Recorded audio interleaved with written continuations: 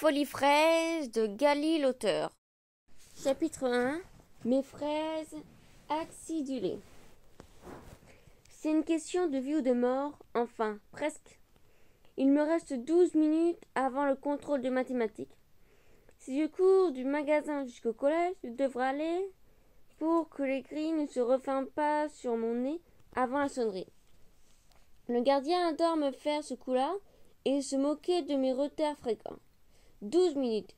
C'est juste le temps nécessaire pour attraper mon paquet de bonbons préférés dans le rayon, payer mon achat à la caisse et foncer ventre à terre. 12 minutes devraient suffire, sauf que le gérant de la supérette a décidé de me compliquer la vie aujourd'hui. Il a déplacé tous les rayons et je ne retrouve pas mon paquet.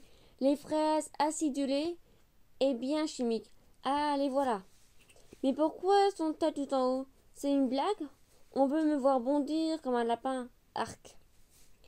Je me hisse sur l'étagère inférieure en équilibre sur le point des pieds et tends le bras. Je ne suis pas assez grande et mes ongles vernis en rose, fleurs de cerise, tâtonnent sans réussir à attraper le paquet. Mais ces bonbons sont réellement une question de vie ou de mort. Je sais, j'exagère, mais j'en ai vraiment besoin. J'ai décrété que ce rituel de la fraise acidulée était mon porte-bonheur avant les interros. C'est comme ça et pas autrement. J'en ai besoin parce que si je ne mange pas 3 fraises, attention pas 2 ou 6 mais 3, alors j'aurai une mauvaise note au contrôle de maths et ça, ce n'est pas possible. Maman me ferait une scène et moi, je tiens à avoir le droit de sortir ce week-end. Je souffle plus que quelques centimètres et le paquet sera à moi.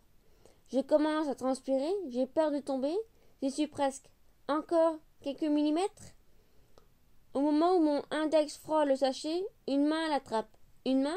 Oui, mais voilà pas la mienne. Je redescends de ma position d'équilibriste pour retrouver le sol du magasin. Je contemple mon paquet de bonbons à la fraise dans cette autre main. Une main au bout d'une manche bleu marine, une manche de manteau. Je lève la tête. Le choc. Impossible d'ignorer les yeux noirs qui me fixent intensément et le sourire au coin d'un garçon qui semble avoir mon âge, 12 ou 13 ans, grand maximum. Il est super beau, mince, à quoi je pense. Je n'ai pas le temps pour ça. Merci, dis-je au garçon qui me regarde sans parler. Il considère le paquet de bonbons, me regarde puis lâche. Merci, pourquoi? De l'avoir attrapé pour moi. Il éclate de rire. Désolé, mais je le garde. Tu peux en prendre un autre? Quoi? Alors que je viens presque de me rompre le cou, il a forcément vu mes efforts minables et il me dit ça. Mais c'est le dernier du rayon, il est à moi, tu n'as qu'à en prendre un autre. C'est bête pour toi, se moque-t-il, avant de tourner les talons pour se diriger vers la caisse. Je me précipite, le dépasse, puis étends mes bras pour l'empêcher de passer. Tu fais l'avion? S'étonne-t-il. S'il te plaît, écoute-moi, j'ai besoin de 3 bonbons à la fraise, 3 maintenant. Ce n'est pas négociable, il m'en faut 3, alors donne-moi ce paquet. J'étais en train de l'attraper en premier. Oh, la pauvre petite, veut 3 bonbons? C'est trop mignon, ironise-t-il. La petite? Mort. Alors ne la rends pas teigneuse. Tu peux garder le reste, mais donne-moi-en 3. 3, ça ne va pas te manquer, je te les paye. Il me dévisage et hausse un sourcil aussi noir que ses prunelles. Ses cheveux en bataille tombent sur son front. Ton visage couleur café au lait se fond d'un large sourire. Non, lâche-t-il froidement. Il me contourne et va vers la caisse. Comment ça, non? Non, c'est tout.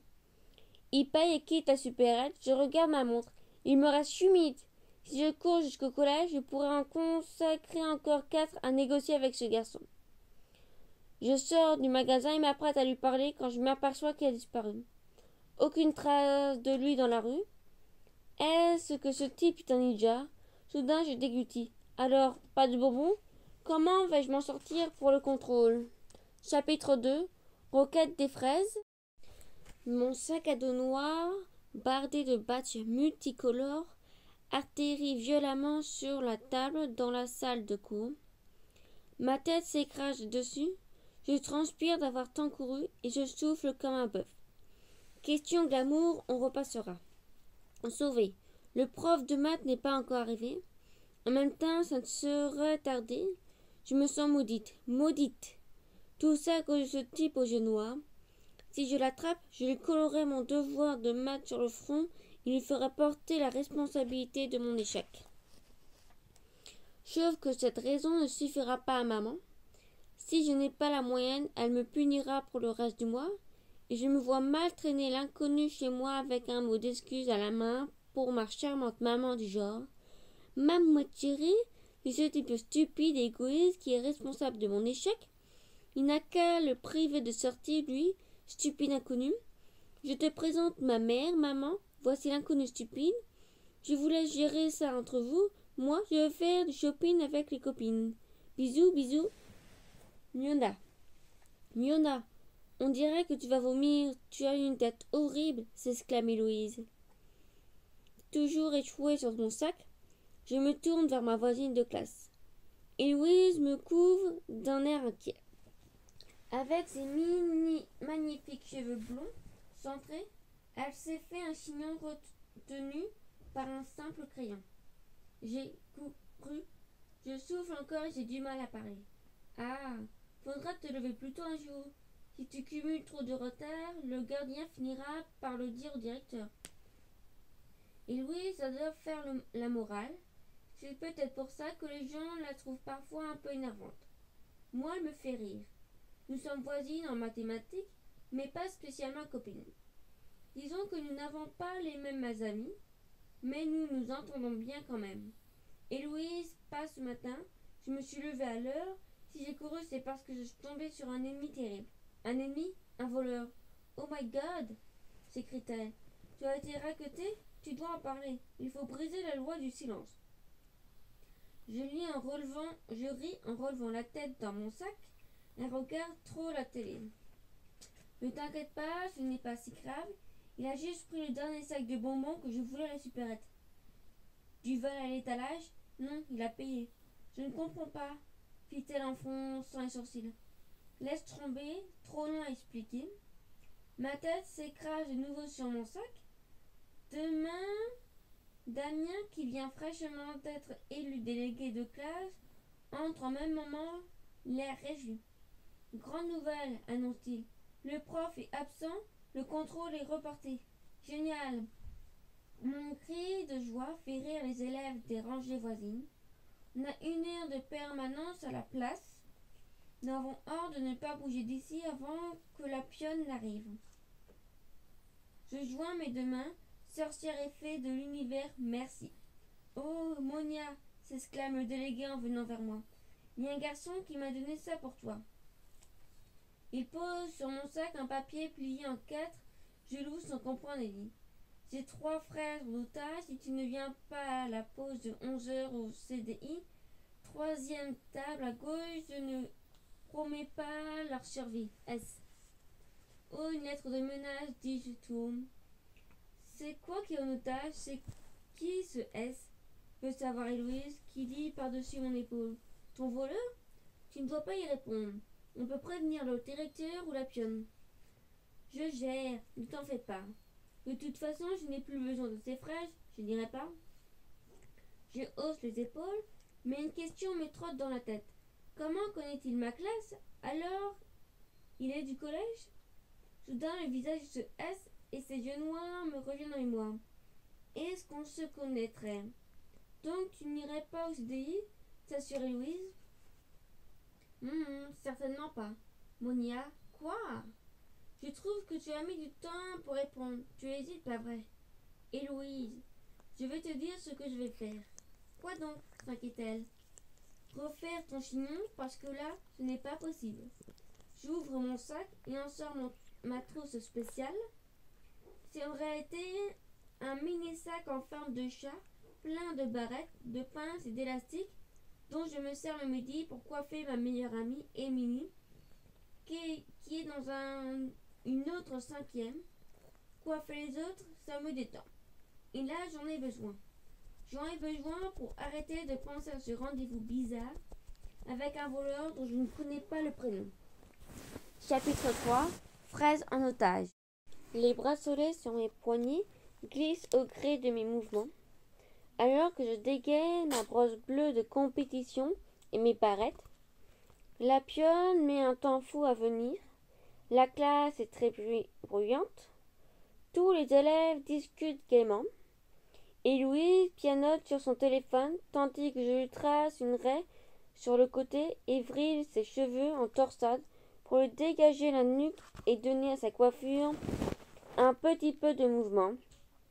Je remonte le tout en chignon et tire quelques mèches sur son front et près de ses oreilles pour que ça fasse coiffer décoiffer. Regardez-moi maintenant. Et Louise lève son petit nez vers moi. Je juge de l'ensemble. Oui, c'est quand même mieux qu'avec un crayon. Hello, ça te va super bien. Monia, tu es douée, s'exclame Fatou depuis la table d'à côté. Ce n'est pas grand-chose, dis-je un peu gêné. Mais j'adore, reprend Fatou. Damien, qu'est-ce que tu en penses demande-t-elle au délégué, son voisin de table. Eh, je suis un mec, me parle pas de cheveux et de fringues. C'est sexiste, dis-je. Il y a des coiffures très connues et beaucoup sont des hommes. On te demande un avis esthétique, c'est facile, non? Damien fixe Héloïse, puis lâche un c'est bien, avant de replonger le nez dans son livre. Fatou rit, tandis qu'Héloïse regarde dans la direction opposée, vaguement embarrassée. Merci, Monia, dit-elle, si pas que j'ai l'impression d'avoir mal entendu. Avec plaisir, ça m'a fait du bien. Héloïse me dévisage soudain et pose une main sur mon épaule, alors que je me rassois à côté d'elle. Je le savais, tu es stressée depuis ce vol. Il faut que tu en parles. Monia. Un vol s'exclame Damien qui lève la tête de son livre. Tu peux m'en parler si tu veux que j'aille trouver le prof principal. Il ne faut pas te laisser faire, ça pourrait dégénérer. C'est qui ce voleur demande Fatou. On va t'aider. Mais non, c'est personne. C'est le type qui a donné à Damien la lettre de menace, explique Héloïse en touchant du doigt son chignon. Je lui tends un miroir en forme de cœur rouge, que j'ai toujours dans la poche de mon sac pour qu'elle regarde le résultat de sa coiffure au lieu de parler. Il faut la faire taire. Quoi? Il a osé me faire porter un message avec des menaces? S'injure Damien en refermant brutalement son livre. Mais non, je vous dis que vous comprenez tout de travers. Il a écrit qu'il va retenir des trucs en otage si Monia ne vient pas à 11 heures à la bibliothèque. C'est horrible, s'écrie Fatou, en portant les mains à ses joues. Je crois que ce garçon est en quatrième, explique Damien. Je l'avais déjà vu. Ah, il est en quatrième. Donc il a seulement 1 an de plus que moi. Ce n'est pas parce qu'il est plus grand que ça va faire une différence, grogne Héloïse. Damien, Héloïse, Fatou, vous êtes sympas, mais je vais régler le problème et on n'en parle plus. Donc tu vas vraiment aller le voir, s'inquiète Héloïse. Je crois que je n'ai pas le choix. Vous restez en dehors de cette histoire. Tout ça n'est qu'un simple malentendu. Je suis claire? Les trois me regardent en hochant la tête. Chapitre 4. Le voleur ninja est-il muet?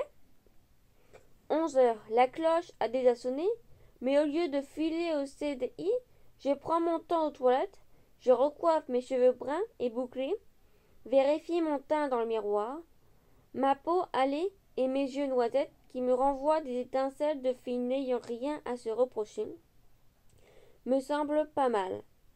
Je vais voir ce type, lui demander d'arrêter de m'embêter et filer aussi vite. C'est une question de secondes, ça va aller. Je sors dans le couloir et me dirige vers le CDI. Du moins, c'était mon intention, quand soudain, une main attrape mon gilet. Je me retourne, et Louise est là, le sourire aux lèvres. Tu y vas? Demande-t-elle. Je peux rester parce que tu es un témoin en cas où l'affaire tournerait mal. Un témoin? Mais il n'y a pas besoin. Je hausse les épaules et continue mon chemin. Et Louise est follement curieuse, elle adore aussi les ragots. Cette histoire ferait un mini-scoop si elle la racontait à sa manière. Mais pas question d'être au cœur de ce genre de salade. Dans quelques minutes, tout sera terminé. Je passerai à autre chose. Ce sera aussi facile que d'oublier les yeux noirs de S. En fait, S, c'est l'initiale de quel prénom? Sébastien? Non, ça ne lui va pas. Samuel? Non plus. Samir? Pourquoi pas? Song? Ah, c'est canon ça. Ok, pour moi, il s'appellera Song, sauf si son prénom est mieux. Stop. Pourquoi son prénom est-il important? De toute façon, je ne vais jamais lui reparler, alors on s'en moque. Je marche plus vite et arrive devant la porte du CDI, avec cette phrase que je scande en boucle dans mon esprit comme un refrain. On s'en moque, on s'en moque, on s'en moque. S est là, assis à la troisième table sur la gauche comme indiqué dans son mot. Il hausse un cil devant mon visage figé et mon cœur qui brusquement refuse d'entrer dans la bibliothèque. Oh non, on ne s'en moque pas du tout de son prénom. Je ne m'en moque pas du tout. Pourquoi ce type fait-il une razzia dans mon esprit? Il me vole mes pensées? Ça fait comme un blanc dans mon cerveau. Si nous étions dans un film d'horreur, on entendrait le vent s'engouffrer dans les couloirs vides et lugubres d'une clinique désinfectée. Ma cervelle est en panne. Le ninja des fraises acidulées a aussi pris mon sens de la réflexion. T'es morte de trouille? Chuchote une voix derrière moi. C'est classique. Bon sang, Héloïse m'a suivi. Je le ferai bien une scène, mais on ne va pas prendre pour une folle. On va me prendre pour une folle. Je décide d'ignorer et avance d'un pas décidé vers la table de S. Je balance mon sac avec le moins de stupidité et de grâce possible et m'affale sur une chaise en croisant les bras. Bon, tu veux quoi, monsieur ninja, voleur, kidnappeur de bonbons à la fraise? Je demande en la jouant au culot. Il me regarde, très étonné, et je hausse les épaules tout en repérant Héloïse postée près de la documentaliste. Elle fait semblant de demander un renseignement, mais je suppose qu'elle m'espionne en espérant entendre notre conversation. Le silence s'installe. Le voleur ne répond rien. Je tourne mon visage vers lui. Il a la tête plongée dans un livre.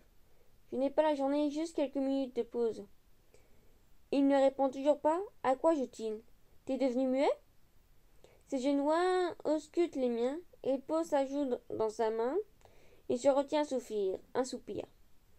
Nous nous divisageons aucun mot. Je soutiens son regard, je me sens comme aspiré. Mes pensées disparaissent à peu près à chaque instant. Mon cœur augmente son rythme. Je l'entends battre une mélodie qui emplit le vide de mon cerveau, transformé en gruyère. Dans la clinique imaginaire de mon film d'horreur, il y a finalement une patiente qui rêve de s'arracher le cœur pour ne plus l'entendre battre si fort. Elle s'appelle Monia, 12 ans. Elle est devenue folle un lundi matin à 11h02. Sa raison a été dévorée par le regard et le silence d'un certain S. On n'en saura pas plus. Elle-même n'en sait pas plus. Un bruit sourd me fait sursauter. J'en pousse un petit cri de surprise en me retournant vers l'origine du son. C'est Héloïse qui s'est déplacée juste derrière moi. Elle vient de faire tomber des livres d'une étagère instable. Mais cette fille n'a aucun sens de la discrétion. Si elle espère un jour faire partie des services secrets, elle sera recalée immédiatement. Je lui fais les gros yeux et une tête qui signifie sors d'ici. Pourtant elle m'ignore et ramasse les romans à la hâte. Je vais la tuer. Je me tourne vers S, mais il a disparu. Zut, devant la supérette, il y a présent au CDI. C'est une manie chez lui ou alors c'est vraiment un genre de ninja. Sur la table à la place qu'il occupait, il n'y a plus qu'un bout de papier. Je l'attrape et le déplie. Viens sans ta copine la prochaine fois, S. La cloche qui annonce la fin de la pause me tire de mes pensées. Je me lève et me précipite vers la salle de français pour la dernière heure de cours de la matinée. Aucune trace de S sur mon passage, mais Louise est toujours sur mes talons.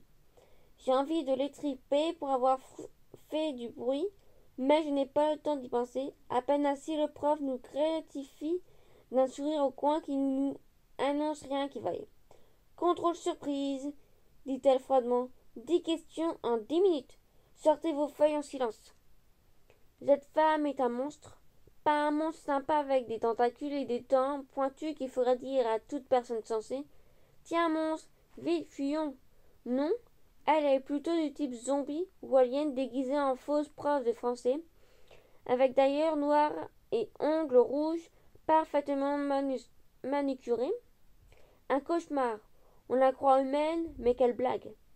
Elle n'a aucune pitié et ses remarques sanglantes me glacent parfois le sang. Le contrôle surprise ne signifie qu'une chose.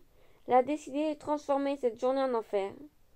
Dès la sortie du cours, l'information du contrôle surprise est claire et transmise aux autres classes afin de les préparer mentalement. Si elle nous a fait le coup, on peut parier qu'elle recommencera avec tous ses élèves de la journée. Le seul truc qui est bien avec le monstre prof, c'est qu'ils sont souvent assez prévisibles. À la cantine, je mange avec Damien et Louise et la jolie Fatou. Je pose mon plateau sur une des tables de self lorsqu'Héloïse annonce « Il lui a donné une lettre d'amour, c'est tellement romantique. » « Vraiment, on peut la lire ?» demande Fatou. « Mais non, il m'a juste dit de venir sans Héloïse qui déménage les livres en les faisant tomber. Donc il veut te revoir, c'est bien parti, sourit Louise. Mon ami me fait un clin d'œil. Il ressemble à quoi demande Fatou. Il est assez grand, pas immense non plus, plutôt mignon avec un pull noir, des baskets montants colorées, explique Louise. Pour la 100e fois, je vous dis que tout n'est qu'un simple malentendu. Ce garçon me cherche, il ne sait pas pourquoi, c'est tout. Mais ça m'énerve. Ouais, il te plaît ou pas demande Louise, toujours dans l'espoir d'alimenter une petite rumeur. Je ne veux pas être surveillée à ce point. De toute façon, à la pause de midi, je vois mes copines de la 5e dans la cour. Je me lève avec mon plateau en laissant Héloïse raconter encore une fois la scène du CDI à Fatou, tandis que Damien lit son livre comme si les filles n'existaient pas. Je les aime bien tous les trois, mais ils sont plus des camarades que des vrais amis. La vérité, c'est que dans ma classe, je me sens un peu à l'écart. Ce sont tous de bons élèves, concentrés sur leurs études comme Damien, ou sur leur passion comme Fatou, qui va au club d'art dramatique le mercredi, et Louise excelle dans toutes les matières sans aucun effort et veut devenir avocate comme ses parents. Moi, là-dedans, je ne trouve pas bien ma place. L'endroit que j'aime, c'est chez moi avec ma famille ou dans la cour avec mes meilleures amies, Émilie et Juliette. Je ne pense pas que j'aurai l'occasion de recroiser mon fameux voleur. Quelles sont les chances que ça arrive? Il a dû me prendre pour une débile et se sentir traqué par ma copine, ces bouquins qui tombaient en rafale en pleine bibliothèque. Je sors dans la cour en soupirant. Émilie, ma meilleure amie depuis la primaire, me fait signe depuis notre banc attitré. Je me précipite vers elle. Il faut que je pense à autre chose. N'importe quoi. N'importe quoi pour oublier les yeux noirs. Chapitre 5. Jouer les bonnes fées? T'as l'air super stressé, remarque Émilie. À quoi tu vois ça? À ta manière de tirer les cheveux, tu me fais mal. Désolée. J'adore quand tu me coiffes. Je l'ai à peu près normal les après-midi. Ça me donne confiance en moi. Mais c'est pas pour finir chauve, non merci. Alors Monia, raconte-moi. J'essaye d'oublier les yeux noirs, du coup je n'ai plus la force d'en reparler. Je souffle. Non, Émilie, pas envie. Raconte-moi plutôt ce qui se passe dans ta classe. Je sors ma trousse spéciale coiffure. Il me manque des pinces car j'en ai utilisé pour le chignon d'Héloïse. Je n'ai pas envie de faire un truc compliqué sur les beaux cheveux d'Émilie. Je réfléchis en sortant des élastiques rouges. Je vais lui faire des tresses, ça me détendra. Celles de Fatou sont si belles que je les ai admirées chaque fois qu'elle bougeait son visage gracile à la cantine. Cette fille aussi belle qu'Émilie et aussi grande, si on les prenait en photo l'une à côté de l'autre, ça ferait un carton sur les sites de mannequins. Je devrais me reconvertir en agence artistique et recruter des modèles pour ouvrir ma propre agence. Sauf qu'imagine Émilie se taire en obéissant à un photographe, c'est de la pure science-fiction. Je me marre discrètement en faisant des films tresses. On a un problème avec Juliette, soupire Émilie. Elle est où d'ailleurs? Comme d'habitude, partie acheter son jus de pomme en briques au distributeur. Je profite qu'elle ne soit pas là pour t'en parler. Vas-y Poulette, raconte tout à ta Timonia. Elle rit de ma réplique puis reprend son air énervé. Juliette a flashé sur Michael. C'est qui Michael? C'est monsieur beau gosse, celui avec le pull rayé marron en vert. Je tourne la tête vers le centre de la cour. Effectivement, ce garçon est beau. Je crois que j'ai des voisines de classe qui parlaient de lui hier. Juliette et lui? C'est improbable. Dans mes rêves secrets, Juliette sortait avec Ben. Et Ben?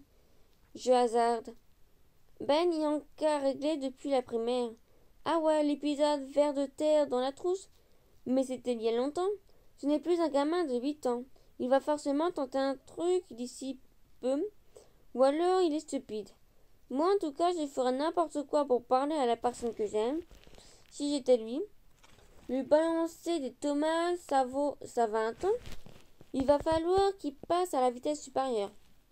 Juliette et lui sont les nouveaux délégués en fait. Quoi? Juliette déléguée? Mais elle n'y arrivera jamais. Elle ne parle qu'à nous deux. D'où ça sort cette idée? De mon esprit tordu?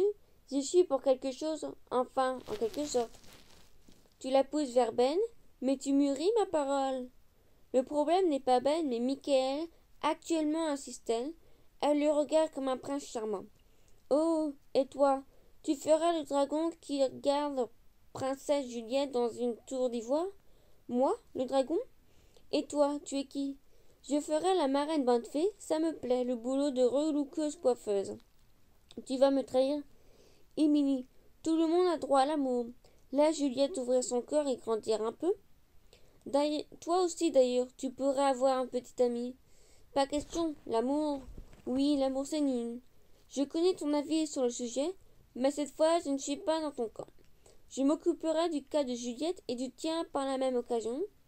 Depuis que le père d'Émilie sort avec sa nouvelle copine, Jeanne, Émilie se sent mal. Je peux comprendre. Si mon père était divorcé, et s'il avait débarqué avec une parfaite inconnue un soir de Noël, au lieu de venir les bras pleins de cadeaux, je lui aurais dévisé la tête. Je fixe toujours Michael dans la cour. Il me semble qu'il regarde parfois dans notre direction, mais peut-être que je me fais des idées. Je commence une autre tresse au moment où Juliette débarque. Salut Monia, salut. Vous parliez de quoi? Émilie se raidit de panique. Je le vois à ses épaules qui se contractent. De contes de fées, dis-je en souriant. En fait, j'ai appris que pour cette histoire de déléguer avec Ben la terreur. Mais comment tu vas faire avec ta timidité maladive? Je ne sais pas, articule Juliette. Oh la pauvre, elle est prête à s'effondrer. C'est l'horreur, dis-je pour en rajouter une couche et faire comprendre à Minnie que son idée était vraiment nulle. Sous mes doigts, la tête d'Émilie ne bouge pas. Je finis une dernière tresse et elle attrape dans la foulée un cahier dans le sac que Juliette a laissé sur le banc. Elle fait mine de recopier des mots d'un exercice à trousse. Je sais déjà qu'elle boude. D'une certaine manière, en refusant son plan de dragon, je viens de lui déclarer la guerre, mais ça me gêne pas du tout. Juliette, c'est quoi ce mot dans ton cahier? Panique-t-elle soudain. Je me penche, intriguée par-dessus l'épaule d'Émilie. Oh, le truc de fou, il y a un petit mot dedans. Je t'aime. Nous dévisageons de Juliette. Elle vient de virer en rouge tomate fluorescent. Je sais pas, marmonne-t-elle en passant une main dans ses cheveux bouclés. Tu veux dire que tu ne sais pas qui a écrit ça? Je dévisage Émilie. Elle blêmit. Il n'y a que deux possibilités et nous les savons toutes les deux. Soit Ben a lancé une offensive, soit le beau Michael tente sa chance. Quel prince pour notre Juliette! Cette histoire devient enfin intéressante. Et si je la pimentais un peu? Je ricane prêt à lâcher une bombe.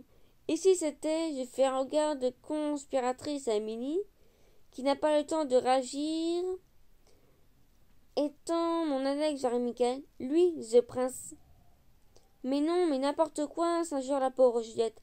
Si Michael que tu aimes, lâche Émilie, avec un regard pitié, dis-moi que non. Mais non, Michael, moi, je m'en fiche. Un ballon frappe soudain la jambe de Juliette. Tiens une balle, dis-je innocemment. C'est vrai que nous sommes le jour de la malédiction. Nous avons l'habitude que Ben envoie ses ballons de foot dans notre direction, et Émilie a transformé l'événement en fâcheux hasard, et moi je l'ai surnommé le lundi, le jour de la malédiction du ballon, avec ironie. Mais aujourd'hui, c'est Michael qui débarque, aux plus grandes dames de Juliette, qui a parlé suffisamment fort, cette fois pour que Michael entende tout. Ravi d'apprendre que tu t'en fiches de moi, dit-il, et je comprends son humour. Ça me plaît qu'il reste cool, ça ne lui est jamais parlé, mais son arrivée me fait sourire. Il a l'air sympa, par contre, je crois que Juliette ne comprend pas la blague. Elle se décompose, et Émilie vole à son retour à son secours pour chasser les jeunes princes loin de la petite princesse. Le pauvre garçon ne sait plus où se mettre. Il évite avec soin les jeux d'Émilie.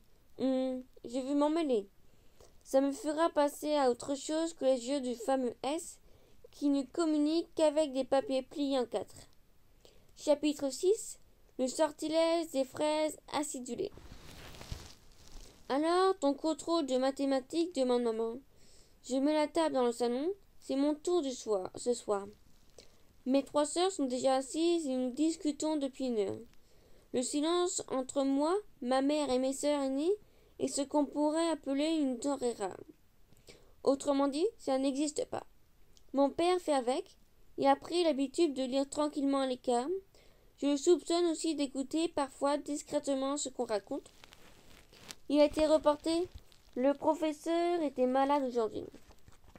Tant mieux, approuve ma mère. Ça va te donner l'occasion de réviser encore un peu.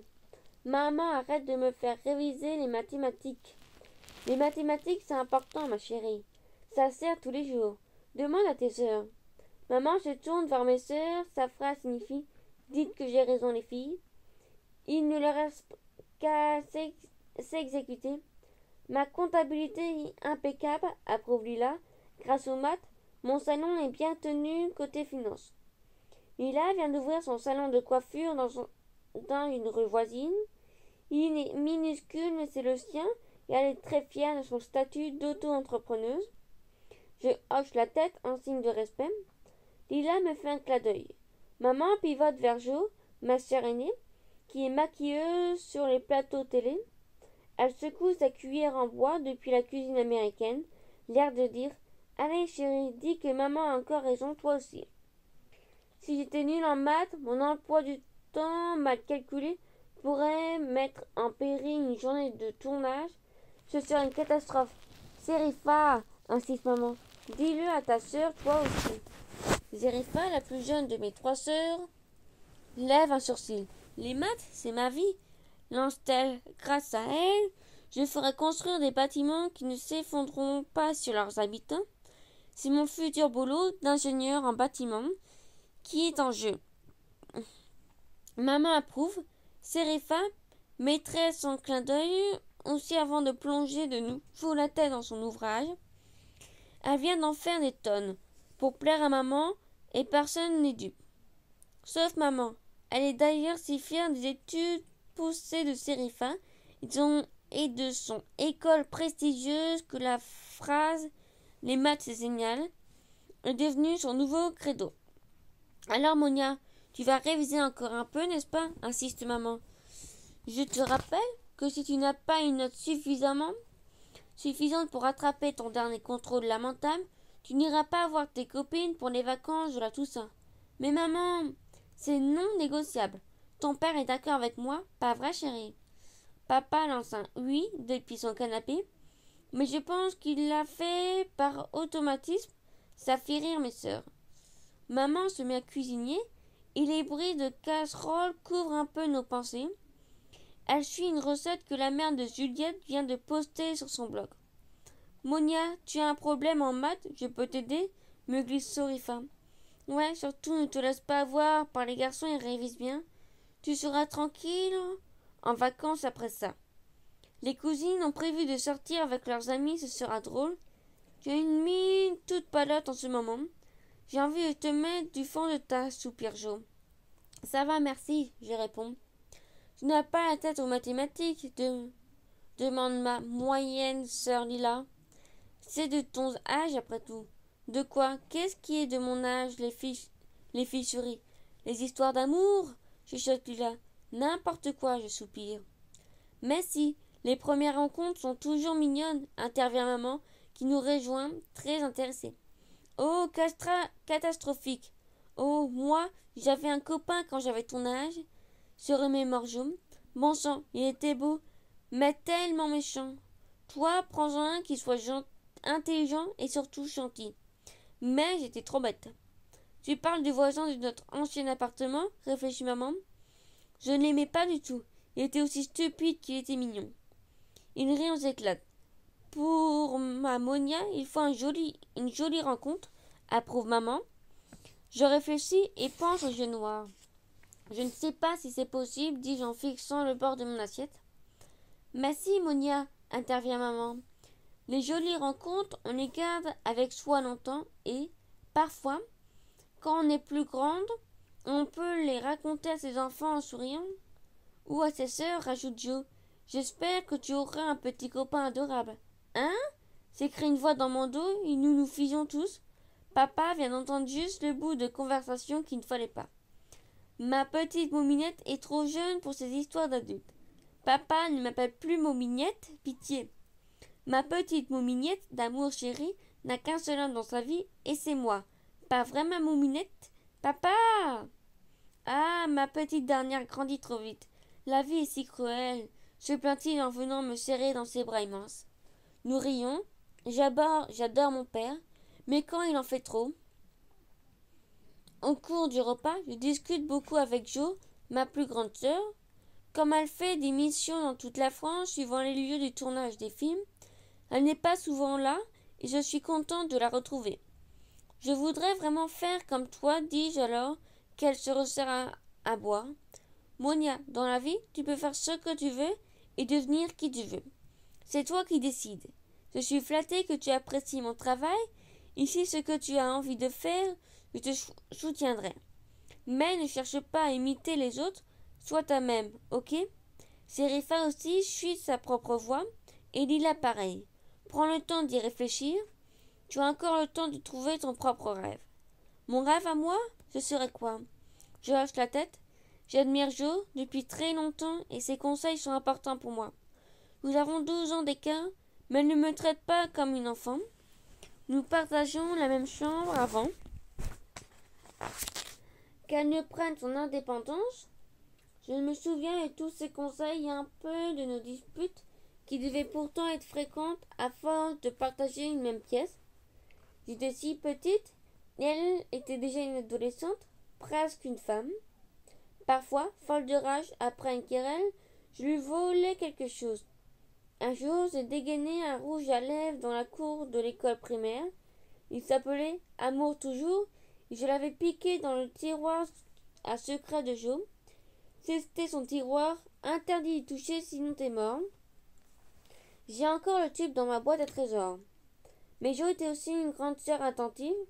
Quand j'étais triste parfois, elle venait s'asseoir sur mon lit et on se racontait des histoires de fées et des vœux. Notre petit truc, c'était d'inventer des sorts spéciaux. Par exemple, si tu traverses le couloir de l'appartement sans marcher, sur les lignes noires qui séparent les carreaux de carrelage, alors ton prochain vœu se réalisera. Ou bien si tu manges 3 bonbons à la fraise, ce sortilège fera que tu es sûr de réussir ton contrôle. C'est là que vient ma croyance en la magie et ma confiance en moi quand je vais à un contrôle redouté, comme le contrôle de maths de cette semaine. Bien sûr, pour que la magie marche, il faut aussi faire des efforts de son côté, parce que les fées n'aiment pas les fainéants. M'expliquait ma sœur à l'époque. Quand Jo est partie pour sa vie d'adulte, j'avais 9 ans. J'ai eu l'impression de perdre un peu plus qu'une grande sœur. J'avais peur de perdre une amie. J'ai donc gardé avec moi son rouge à lèvres Amour toujours dans ma petite boîte à trésors cachée sous mon lit et la magie des fraises acidulées. Ce secret n'était qu'à nous deux, c'est un secret de sœur amie. Chapitre 7. Les copines.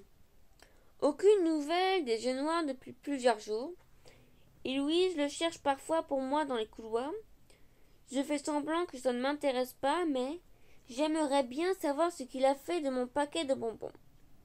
Ce midi, je retrouve les copines de 5e 6 dans la cour. Ça me fait toujours de la peine quand Juliette arrive avec son nouveau look de demi-panda. Elle s'est pris un ballon dans l'œil en cours de sport et depuis elle se balade avec un cocard énorme.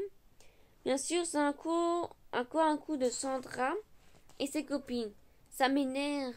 Mais la plus en colère, c'est Émilie. Monia, je te jure qu'elle est partie seule avec Ben après l'incident. J'ignore ce qu'il lui a dit, mais Juliette a un peu la tête dans les nuages en ce moment. Peu importe ce que Ben a essayé de faire, Juliette n'a rien dû comprendre. J'imagine une déclaration ratée, genre je me mets face à Emily et prends une pause à la Ben, c'est-à-dire bras croisés, regard intense. Ma tomate chérie commence en regardant Emily comme si elle était Juliette. Ma petite tomate, je voudrais que tu fasses attention dans la cour. Il n'y a que moi que tu peux t'envoyer un ballon, que moi, tu comprends? Je me tourne pour jouer la personne en face de Ben et m'assois sur le banc près d'Emily. Je me cache les joues avec les mains comme quand notre ami rougit en essayant de ne pas le montrer. Et je dis d'une toute petite voix de rame, Ben, pourquoi es-tu si méchante avec moi? Arrête de m'appeler tomate. J'éclate de rire devant le sourire d'Emily. Ça a dû se passer exactement comme ça, se moque-t-elle rassurée. Bien sûr, elle est tellement innocente et mignonne. Mais sérieusement, le pauvre Ben, ça doit le rendre fou. Combien de fois a-t-il essayé sans succès? Il est tout aussi timide que Juliette, mais dans un style complètement posé. Tant que ça continue comme ça, approuve la jolie Emily, alors que je sors mon attirail de coiffeur. Sauf que non, m'écriai-je, n'oublie pas que je vais la pousser à s'ouvrir cette année. Alors ce sera Ben ou Michael. J'aimerais bien savoir qui a écrit ce je t'aime. Et si c'était une blague de Sandra populaire? Ça t'arrangerait bien, pas vrai? Mais je ne pense pas. Sandra aurait déjà vendu la mèche ou inventé un nouveau truc pire. Elle n'est pas si subtile. Émile soupire alors que je commence sa demi-queue et je vois Juliette arriver vers nous avec sa brique de jus de pomme depuis l'autre bout de la cour. Tu sais que Michael m'a dit des trucs bizarres pendant un match de basket, murmure mon cobaye. Comme quoi? Un truc du style laisse-la vivre, ta copine. On ne va pas la manger. Il est trop étrange. Je hoche la tête. Mais je le trouve super intelligent d'avoir compris ce qui gêne Emily. Et ça attise ma curiosité. Je regarde le centre de la cour. Michael est en défense près des buts. Parfois il se retourne vers nous rapidement et j'ai l'impression qu'il nous regarde. C'est déjà la deuxième fois que je remarque son manège. Je décide d'y faire attention. Chaque fois que je parlerai à Juliette, je lèverai la tête de la coiffure d'Emily et je compterai. Je compterai les fois où Michael regarde dans notre direction. Juliette nous rejoint avec sa brique de jus de pomme. Elle en a mis du temps. Il devait y avoir la queue au distributeur. Vous parlez de quoi? Ça avait l'air marrant. Je vous voyais rire depuis la fenêtre du rez-de-chaussée. Comme d'habitude, on parlait de toi et du fameux je t'aime dans ton cahier.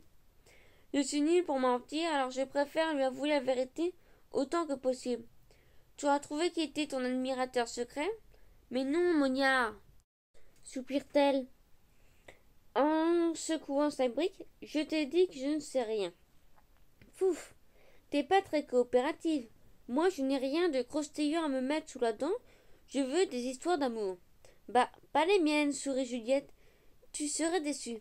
Oui, pas les siennes, insiste Amy. C'est nul, je boude. Mes copines riant devant ma moue faussement iridée. Monia, si tu n'existais pas, il faudrait t'inventer, s'exclame Juliette. Mais en version moins bavarde, ajoutait Émilie. Quoi? Moi en moins bavarde? Mais bon sang, quel intérêt? Nous rions encore et notre bonne humeur emplit ce petit coin de cour. Mes copines sont comme mes sœurs, irremplaçables et uniques. Elles valent tous les paquets de fraises acidulées du monde. Si je les avais avec moi dans ma classe, ma vie serait parfaite. Ici, on y ajoutait aussi les jeux noirs, alors je pense que ce sera presque le paradis. Je me tourne encore vers les garçons qui jouent au foot.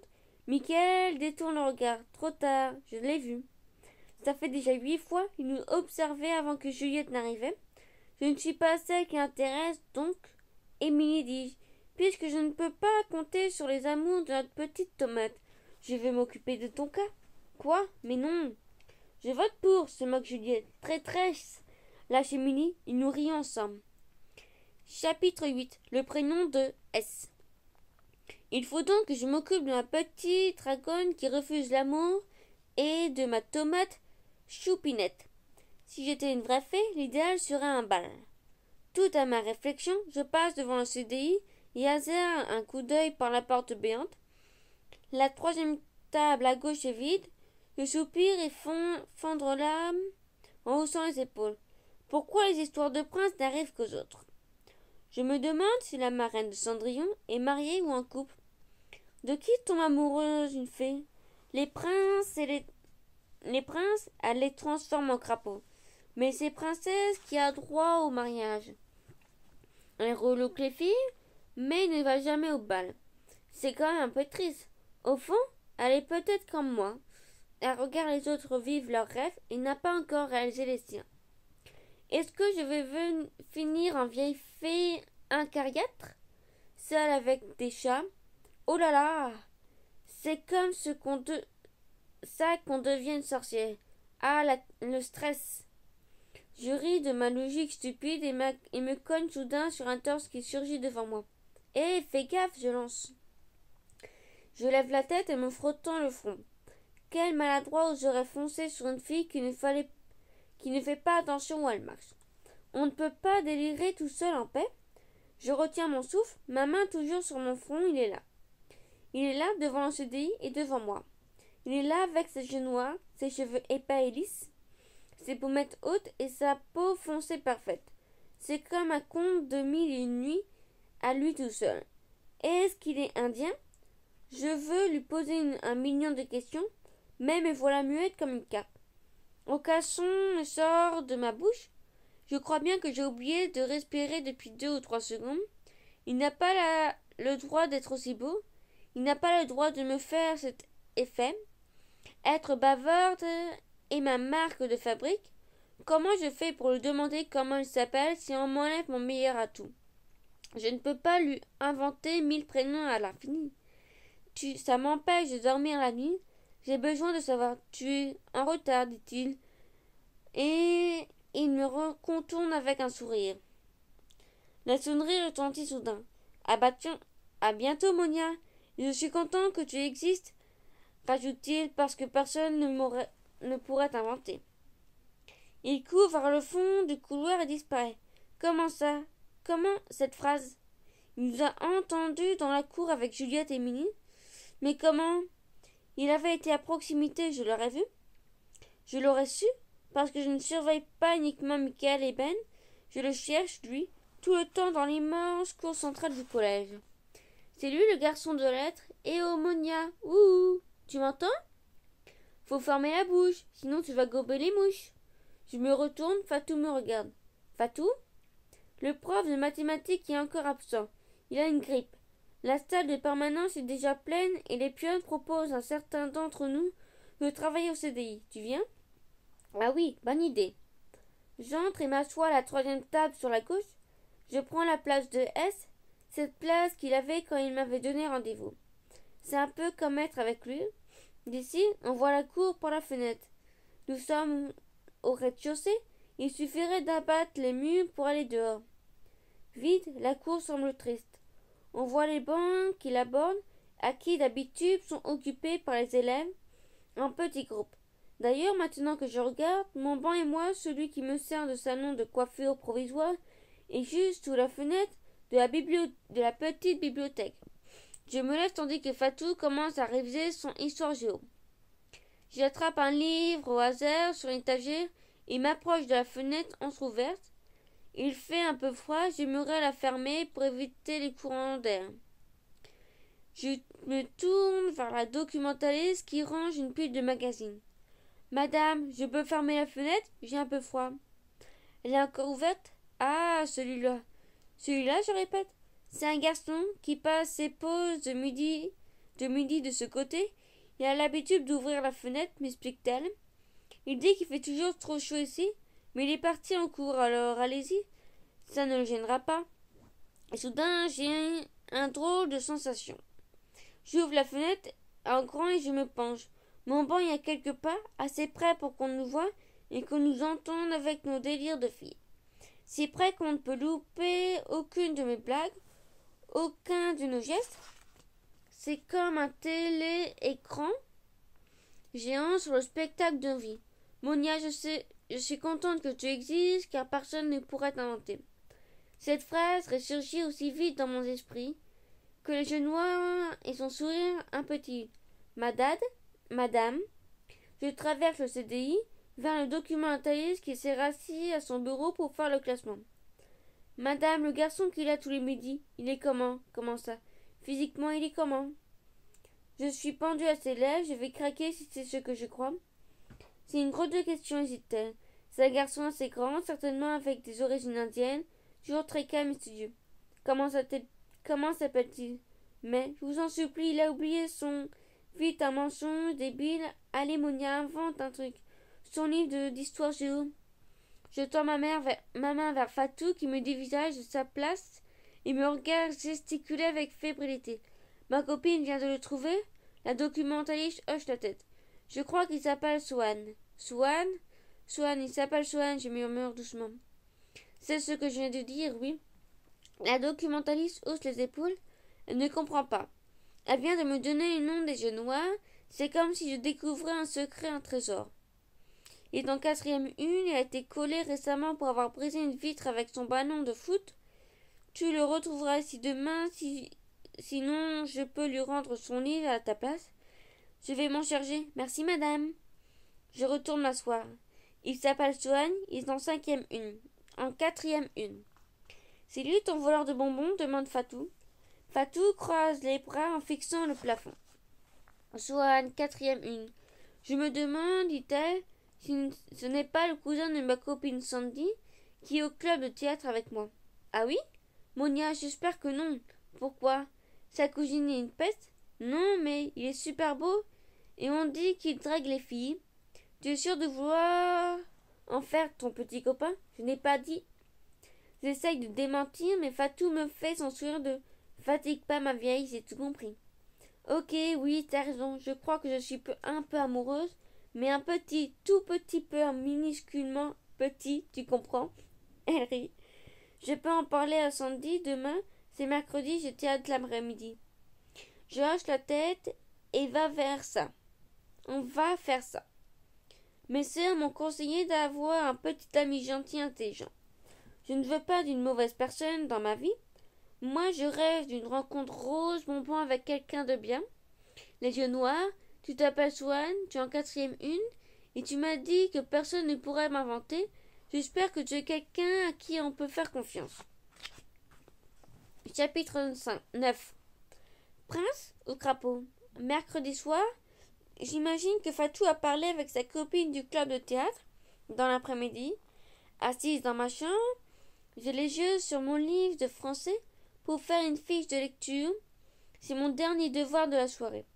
Pourtant, j'ai beau me concentrer, je relis le même ligne depuis 10 minutes, je ne comprends rien. Et si c'était vrai? Si Swan était un garçon populaire et que j'étais juste une fille dans la longue liste de ses fans? Ah non, pas question. Je pose ma tête sur mon petit bureau et contemple les murs pleins de posters de ma chambre. Pourquoi mes grandes sœurs ne sont jamais là quand j'en ai besoin? Pour toi, pourquoi faut-il que je travaille sur un film toute la semaine? J'ai besoin d'en parler avec elle, elle me dira ce que je dois faire.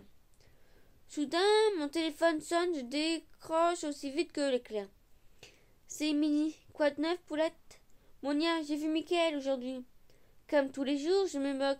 Vous êtes dans la même classe, ça risque d'arriver souvent. Non, j'ai vu Mickaël au parc cet après-midi. Je gardais ma petite sœur et je lui ai parlé. Tu veux dire, vous deux, tout seuls, un tête-à-tête? Je me redresse instantanément. Ça devient intéressant, cette histoire. Oui, hésite-t-elle. Oh, ma dragonne chérie avancée dans sa vie sentimentale. Raconte, je supplie. En fait, il y a un garçon qui s'est assis à côté de moi au parc, et pour m'en débarrasser, j'ai raconté une énorme chose comme quoi j'avais un copain et tout. Quel rapport avec Mickaël? J'ai dit que mon copain c'était Mickaël. T'en rêves en fait? Je ricane, façon sorcière. Mais non, bref, Mickaël s'est pointé au même moment et a décidé de jouer le rôle tu vois. J'imagine parfaitement la scène. Alors tu te fais draguer par 2 garçons, t'es une star. N'importe quoi. Arrête, Émilie. Hier, le pauvre Mickaël t'a regardé au moins. Je réfléchis pour être sûre de mes derniers calculs. 23 fois pendant que je te coiffais. 23 fois?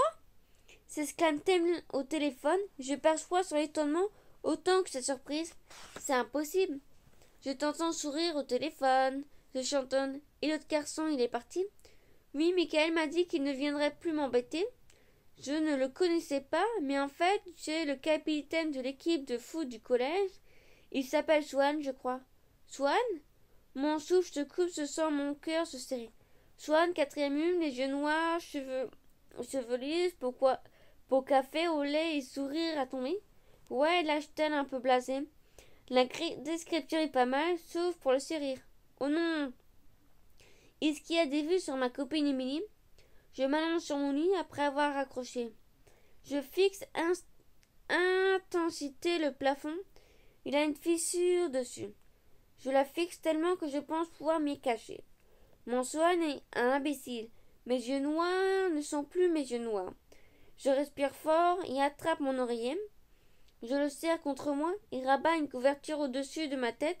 J'ai envie de pleurer. Je ne vais quand même pas pleurer pour ça. Pas question. Pourtant, je sens encore plus fort mon oreiller sur mon manteau. Je suis une fée. Les fées ne tombent pas amoureuses des princes. Si je les recoiffe, je les transforme en crapauds à pustules. Parole de fée sorcière. Chapitre 10. Fée en plein temps? À plein temps. Cette semaine, j'ai décidé de me concentrer sur mes devoirs. Premièrement, parce que maman va me faire vivre un enfer et me priver de vacances dans le sud si mes notes ne lui plaisent pas. Deuxièmement, parce que ça m'occupe l'esprit. Damien nous a prévenu que le professeur de maths serait de retour dans quelques jours, donc mon contrôle tant redouté va tomber. Je révise mes définitions et mes formules avec l'idée précise de faire la fête avec mes copines.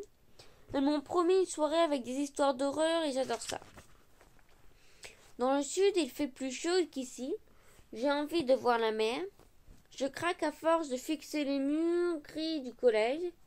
Emily rêve de voler dans le ciel avec les avions en papier qu'elle lance à chaque intercours.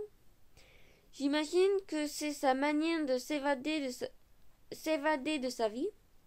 Moi, je m'évade en inventant plein de nouvelles coiffures. C'est aussi un moyen de me concentrer sur autre chose que les maths, les jeux noirs que je prends soin de pousser dans un tout petit recoin de mon cerveau. J'évite avec soin le CDI depuis plusieurs jours. Je fais aussi très attention à ce que je dis dans la cour. On ne sait jamais. Peut-être qu'il nous écoute depuis sa fenêtre cachée derrière le rayonnage. Parfois, je me surprends à surveiller la fenêtre derrière moi. Quand je coiffe Emily, pour éviter d'y penser, je décide de faire des essais de plus en plus compliqués. J'ai augmenté le nombre de pinces et de barrettes dans ma trouche. Juliette trouve que j'en ai trop. Monia, on dirait que tu vas ouvrir un salon de coiffure, s'exclame-t-elle. Ça me détend de coiffer les gens. Ça me détend tellement qu'en plus de faire des chignons à Emily, j'ai fait même à Louise Fatou pendant les intercours. Je parlais de toi à ma copine Sandy, m'explique Fatou un jour alors que je coiffe Louise. Au sujet de son cousin, laisse tomber, finalement ça ne m'intéresse plus. J'ai eu ma réponse. Vraiment? En fait, je dois t'avouer que je lui ai parlé d'autre chose et que j'ai oublié de lui poser la question. Mais de quoi tu parlais alors? J'ai dit que tu étais tellement douée en coiffure que tu pouvais tout faire. Là, on a une idée. Je lève ma brosse de cheveux blonds, centrée de Louise et soupire. Surprends-moi. On se demandait si tu voulais pas faire partie du club de théâtre et nous aider pour les costumes et les coiffures. Je la regarde. Moi dans un club? Un club pour rendre les gens plus beaux? C'est quand même être une fée en plein temps. Génial, s'extasiait Louise. Monia a aussi beaucoup de goût pour les habits. Elle serait parfaite en costumière. Costumière, je répète en mettant soudain un sourire. Bah oui, je n'ai pas que des mauvaises idées, se défend Fatou. On peut en parler mercredi prochain. Tu viendras, Monia? Oui, bien sûr, je serai là. Je suis si content, j'ai l'impression que quelque chose de bien m'arrive. Le fameux mercredi, j'ai convenu avec Émilie qu'elle m'attend un peu plus tard à midi, le temps d'aller voir Sandy avec Fatou pour me présenter. Sandy porte une jupe longue et une chemise violette avec des fleurs. Ses cheveux noirs sont retenus dans une natte très longue qu'elle porte sur le côté. Chacun de ses mouvements est doux et gracieux. Ses longs cils bordent d'immenses yeux et soudain je me rappelle que c'est la cousine de mon voleur. Ils se ressemblent un peu. Si tu veux, la prochaine fois, nous irons voir le professeur d'art dramatique, me dit-elle. Nous pourrons t'expliquer nos projets pour la fête de fin d'année. Je serai donc membre du club. Tout à fait, approuve Sandy. Mais si, moi je n'ai pas de rôle. Pas besoin d'un rôle sur scène pour faire partie du club, m'assure Fatou à côté d'elle. Il y a aussi des gens qui font les décors et les lumières. Nous avons même une personne qui compose les musiques. Mes parents sont intermittents du spectacle. Mon père est éclairagiste, donc pour les lumières, je comprends. Quant à ma sœur Jo, elle est maquilleuse, alors elle pourrait me donner des tuyaux. Ah, c'est ta famille, comment Sandy. Mais pourquoi n'es-tu pas venue si plus tôt? Tu aurais pu faire partie du club depuis le début du collège. En fait, elle me disait rien. La rentrée de 5e a été un bouleversement dans ma vie. J'ai perdu Émilie et Juliette qui étaient avec moi depuis l'école primaire et j'ai mis du temps à apprécier de venir en cours. Je me sens toujours un peu en retrait, même maintenant. Je n'appartiens à aucun groupe et même si j'ai des amis comme Fatou et Louise, je pense souvent que j'aimerais être de nouveau en classe avec Émilie et Juliette, les retrouver à midi et mon rayon de soleil de la journée. Peut-être qu'au fond, je n'ai jamais réussi à m'intégrer à ma classe. L'idée d'un club était donc juste une perte de temps. Mais à présent, je me demande si ce n'est pas ce qui me manquait. Je peux y réfléchir? Bien sûr, répond Sandy. J'espère vraiment que tu viendras. Elle me sourit et je sens que c'est sincère. C'est la première fois qu'on m'invite dans un groupe. La première fois qu'on me dit « J'espère que tu viendras » comme Sandy ou « Tu es doué comme Fatou ». En dehors de Juliette et Émilie, c'est la toute première fois. Je te raccompagne à l'entrée, annonce Sandy. Dans les couloirs, elle me parle de sa passion pour le théâtre et des costumes dont elle rêve. Leurs professeurs pensent pouvoir louer certains d'entre eux, mais les plus simples seront faits par les élèves, ce qui est parfois complexe à réaliser car personne ne s'écoute. Sandy parle doucement mais la manière assurée. C'est le genre de personne dont je me dis elle sait ce qu'elle veut. Du moins, c'est mon impression. J'aimerais bien qu'on devienne amis. J'ai de plus en plus envie d'appartenir à ce club. Je dois en parler à mes parents avant. Nous croisons soudain un garçon qu'elle salue, je reconnais Mickaël. Je te présente Monia, dit-elle. Elle va peut-être rejoindre le club du théâtre. Vous recrutez encore? s'étonne Mickaël en me saluant. Je le salue d'un mouvement de tête. Officiellement, nous ne sommes jamais parlé. Je sais qu'il regarde Émilie et je suppose qu'il l'aime. Il sait que je sais, mais nous n'avons jamais eu l'occasion de discuter ensemble. Je l'observe plaisanter avec Sandy. D'après ce que je comprends, ils étaient ensemble en 6e et même à l'école primaire. Ils sont meilleurs amis depuis longtemps. Ça me surprend que Mickaël soit le meilleur ami d'une fille. Je ne sais pas pourquoi. En sortant tous les trois du collège, nous tombons sur Émilie, assise sur les marches occupée à plier des avions en papier. Il y a un garçon qui parle avec elle. Je suis étonnée. Elle est plutôt agressive avec les gens qu'elle ne connaît pas. Je ne vois pas le visage du garçon et ça me rend très curieuse. Un concurrent pour Mickaël? Surpris de notre arrivée, Émilie se lève d'un bond. Ses yeux se posent sur Mickaël puis sur moi. Elle ne comprend pas ce que nous faisons ensemble. Je m'apprête à lui expliquer quand le garçon qui l'accompagne se retourne. Je retiens mon souffle. J'ai repoussé son sourire et le souvenir de ses yeux en tout petit recoin de mon âme, mais ma supercherie m'explose en plein cœur. Je pourrais faire tout ce que je veux, ça ne marchera jamais. Je n'arriverai pas à penser à autre chose.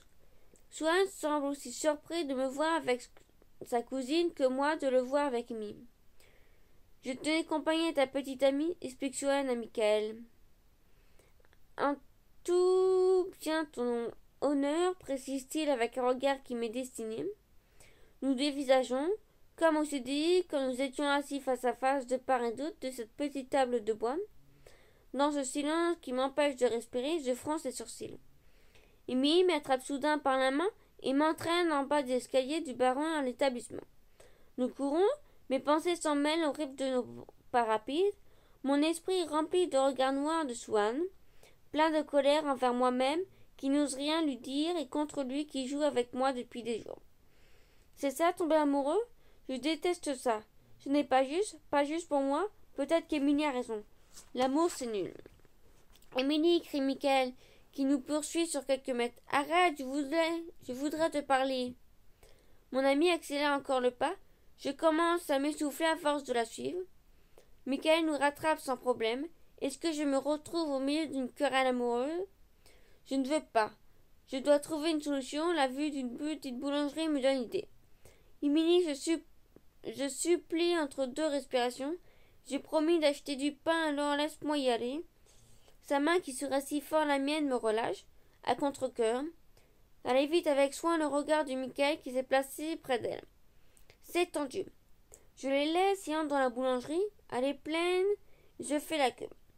Pour laisser du temps à Émilie et à Michael, je laisse passer 2 ou 3 personnes devant moi. Je jette parfois des discrets coups d'œil par la vitrine pour voir où ils en sont. Il me semble qu'ils discutent d'un petit bout de papier que Michael vient de lui donner.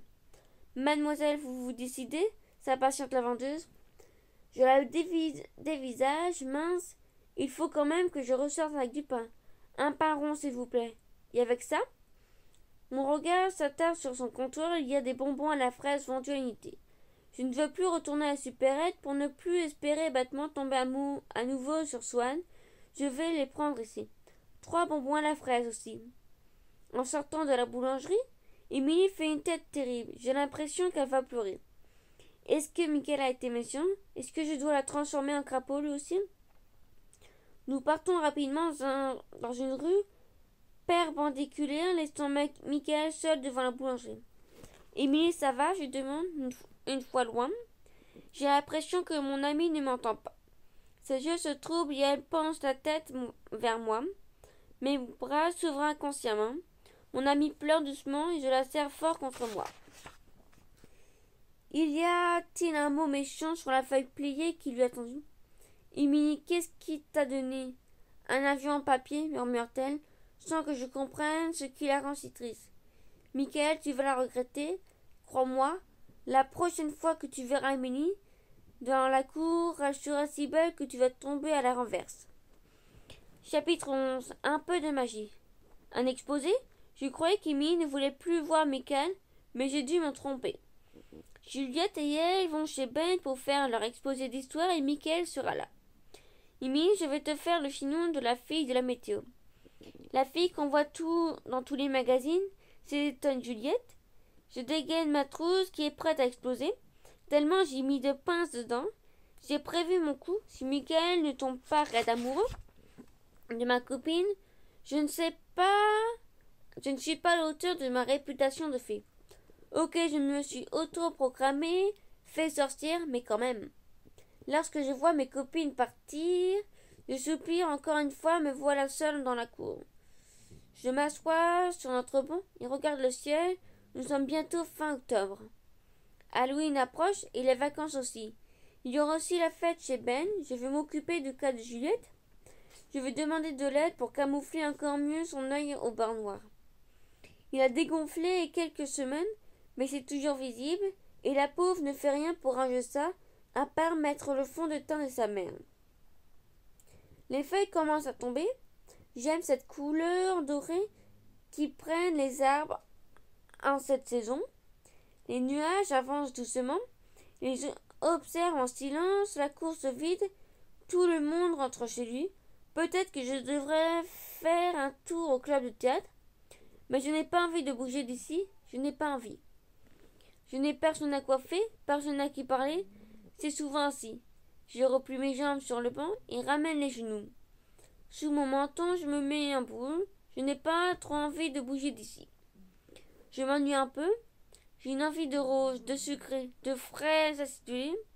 Et aussitôt, je pense au jeu noir et ses mains immenses sur ce paquet de bonbons qu'il m'a pris au magasin. Swann, je murmure tout bas. Rends-moi mes fraises, rends-moi le plaisir de passer à mes sucreries avant de penser à toi. Avant toi, mes fraises, je les trouvais roses et sucrées. Maintenant, je n'ose plus en manger. Je pense à toi et je les trouve vraiment acides. Est-ce que l'amour, c'est rose et acide? Je voudrais que ce soit secret, je voudrais une rencontre rose bonbon. Une rencontre avec une personne qui me comprendrait, qui m'aimerait vraiment.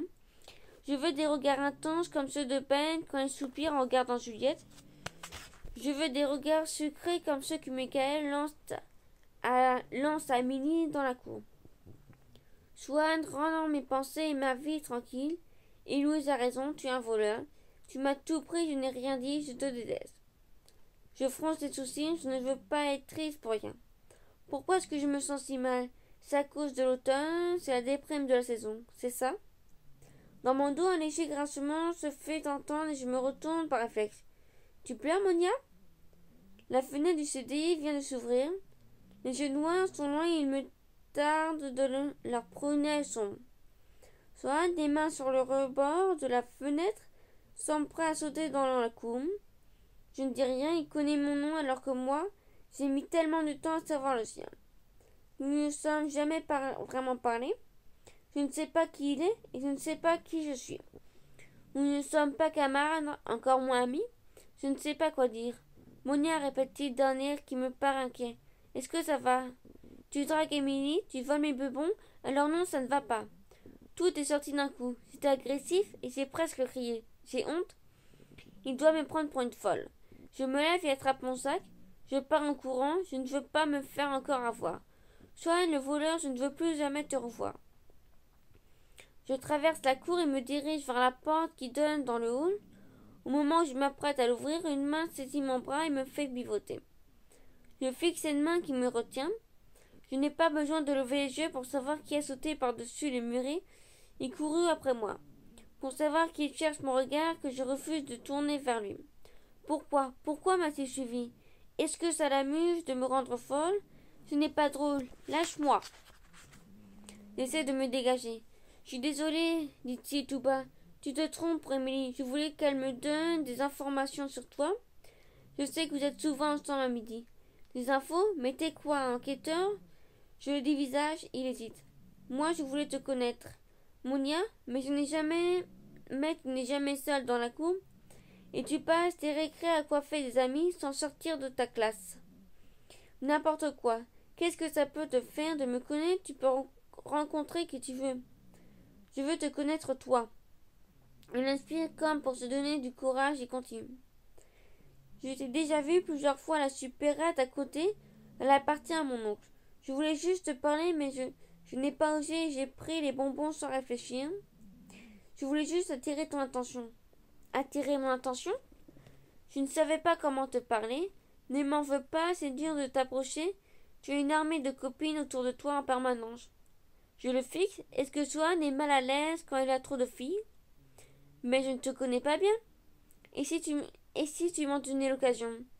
Qu'est-ce que j'y gagne? Un ami, assert-il en fixant le bout de ses chaussures. Donne-moi juste du temps avec toi. Je ne sais pas, je vais y réfléchir, mon temps est précieux. Je lui lance un air de défi. Alors j'achète. Mon temps, tu vas acheter mon temps avec quoi? Avec des bonbons à la fraise. Pouf. Mon temps, chérie, va t'en falloir un paquet, je m'en moque. Je me moque. J'ai un paquet, j'en ai un, mais en mortier, je l'ai volé à une fée. Le vent d'automne souffle et balaye les nuages du ciel. Peut-être aussi un peu les doutes de mon cœur. Seul dans la cour, nous nous sourions. Apprendre à connaître quelqu'un, ça peut commencer par un vol de fraises acidulées. C'est une rencontre rose bonbon. Un jour, dans un avenir très lointain, je raconterai peut-être à quelqu'un.